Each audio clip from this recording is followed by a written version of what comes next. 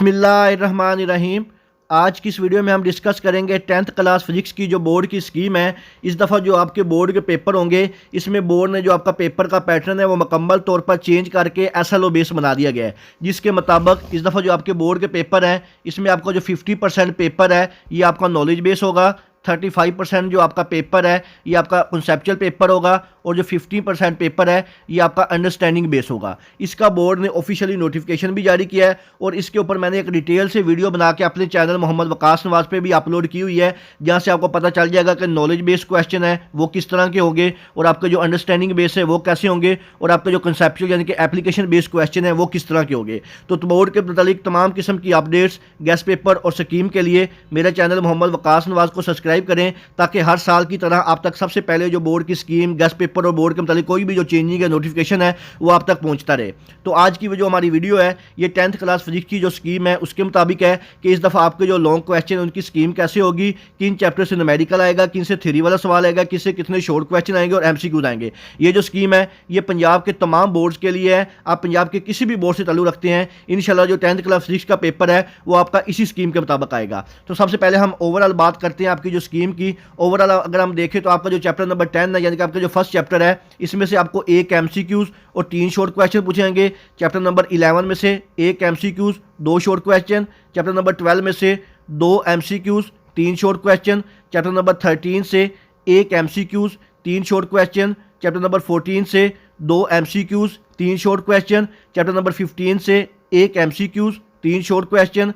Chapter number 16 से 2 MCQs 2 short question. Chapter number 17 से 1 MCQs 3 short question और आपका जो लास्ट चैप्टर नंबर 18 है इससे भी 1 MCQs और 2 शॉर्ट क्वेश्चन पूछे जाएंगे। इसके बाद हम बात करते हैं आपके जो शॉर्ट क्वेश्चन की सब्जेक्टिव पेपर में ओवरऑल जो चेंजिंग है वो किस तरह होगी और इनकी जो तरतीब है वो कैसे होगी। तो सबसे पहला जो आपके पेपर में शॉर्ट क्वेश्चन होता है ये क्वेश्चन नंबर 2 के नाम से होता है। इसमें टोटल जो सवाल होते हैं वो 8 होते हैं। 8 में से आपने अपनी मर्जी से कोई से 5 सवालों के जवाब देने होते हैं। हर सवाल के 2 नंबर होते हैं और आपका जो क्वेश्चन नंबर 2 है ये टोटल 10 मार्क्स का होता है। और आपका जो क्वेश्चन नंबर 2 है ये आपका चैप्टर नंबर 14, चैप्टर नंबर 15 और चैप्टर नंबर 16 इन तीनों चैप्टरों को मिला के बनाया जाता है। चैप्टर नंबर 14 में से 3 शॉर्ट क्वेश्चन, चैप्टर नंबर 15 से भी 3 शॉर्ट क्वेश्चन और चैप्टर नंबर 16 से 2 शॉर्ट क्वेश्चन पूछे जाते हैं। इसके बाद नेक्स्ट आपका जो क्वेश्चन होता है क्वेश्चन नंबर 3 के नाम से शॉर्ट क्वेश्चन का, इसमें भी टोटल 8 शॉर्ट क्वेश्चन होते हैं। 8 में से आपने कोई से 5 करने होते हैं और ये जो आपका क्वेश्चन नंबर 3 होता है ये भी टोटल 10 मार्क्स का होता है। अगर हम इसकी पेयरिंग की बात करें तो आपका question number 3 chapter number 11, chapter number 13 और चैप्टर नंबर 17 इन तीनों चैप्टरों को मिला के बनाया जाएगा। चैप्टर नंबर 11 से 2 शॉर्ट क्वेश्चन,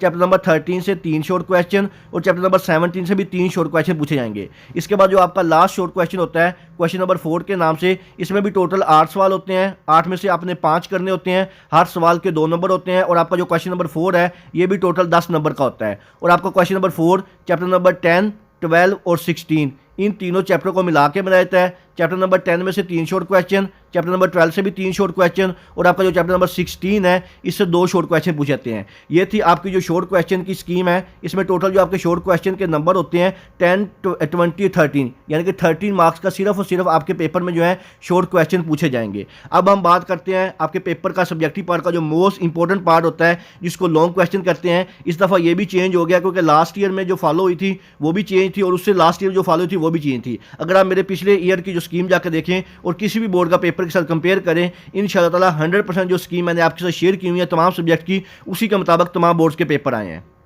आपके जो 10th क्लास फिजिक्स का पेपर होगा जिसमें जो लॉन्ग क्वेश्चन है ये आपके 100% जो है वो SLO बेस होंगे। SLO बेस यानी कि जो आपका थ्योरी का सवाल होगा वो 100% SLO बेस होगा, जबकि जो न्यूमेरिकल वाला पार्ट है वो आपकी बुक के अंदर से आएगा, उसमें किसी किस्म की कोई भी चेंजिंग नहीं होगी। अगर आप लास्ट ईयर का भी पेपर देखें तो उसके जो लॉन्ग क्वेश्चन है जिसको आप सब्जेक्टिव पार्ट में आपके जो लास्ट वाले 3 लॉन्ग क्वेश्चन होते हैं क्वेश्चन नंबर 5, 6 और 7 के नाम से, वो आपके तीनों के तीनों जो पार्ट है उनके जो थ्योरी वाला पार्ट है वो आपका SLO बेस आया है। तो आपका जो सबसे पहला लॉन्ग क्वेश्चन होता है 10th क्लास फिजिक्स में जिसको सवाल नंबर 5 के नाम से होता है, इसमें टोटल जो सवाल होते हैं वो 2 पार्ट होते हैं, एक A पार्ट होता है, एक B पार्ट होता है। जो आपका A पार्ट होता है ये थ्योरी वाला होता है और जो B पार्ट होता है ये न्यूमेरिकल वाला होता है। और ये वाला जो आपका क्वेश्चन नंबर 5 है ये आपका चैप्टर नंबर 12, चैप्टर नंबर 10 और चैप्टर नंबर 16, इन तीनों में से कोई से 2 चैप्टर को मिला के बनाया जाएगा। अब यहाँ पे ये बात कन्फर्म नहीं है कि किन 2 चैप्टरों को वो टच करेगा। आपने अगर क्वेश्चन नंबर 5 को अटैम्प्ट करना है तो आपको चैप्टर नंबर 12, चैप्टर नंबर 10 और चैप्टर नंबर 16,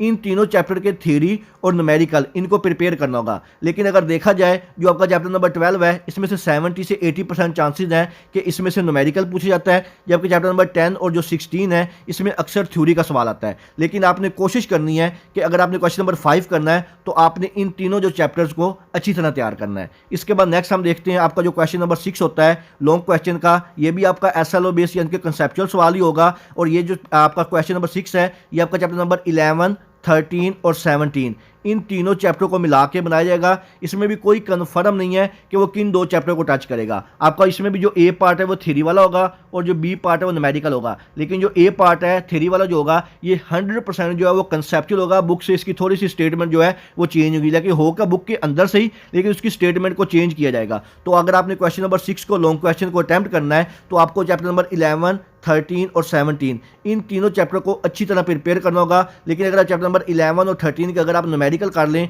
तो उसके चांसेस बहुत ज़्यादा हैं। इसके बाद नेक्स्ट आपका देखते हैं लास्ट लॉन्ग क्वेश्चन जो होता है, क्वेश्चन नंबर जो 7 होता है ये भी लॉन्ग क्वेश्चन होता है। इसमें कभी 2 ही पार्ट होते हैं, एक ए पार्ट होता है, ये बी पार्ट होता है। ये आपका चैप्टर नंबर 14, 15 और 18 इन तीनों चैप्टर को मिला के मिल जाता है। ये एक ओपन पेयर है, यानी कि इसमें से कोई भी कन्फर्म नहीं है कि किसी चैप्टर से भी थ्योरी का सवाल आ सकता है और किसी भी चैप्टर से न्यूमेरिकल पूछा जा सकता है। अगर आपने क्वेश्चन नंबर 7 को अटैम्प्ट करना है तो आपको इन तीनों चैप्टर को अच्छी तरह प्रिपेयर करना होगा। लेकिन जो चैप्टर नंबर आपका 18 है इससे 90% चांस यही है कि इसमें से न्यूमेरिकल पूछा जाता है और चैप्टर नंबर 14 और 15 से अगर कोई सवाल आएगा तो वो थ्योरी वाला सवाल आएगा। और आपका जो ए पार्ट है इसमें भी कंसेप्चुअल होगा।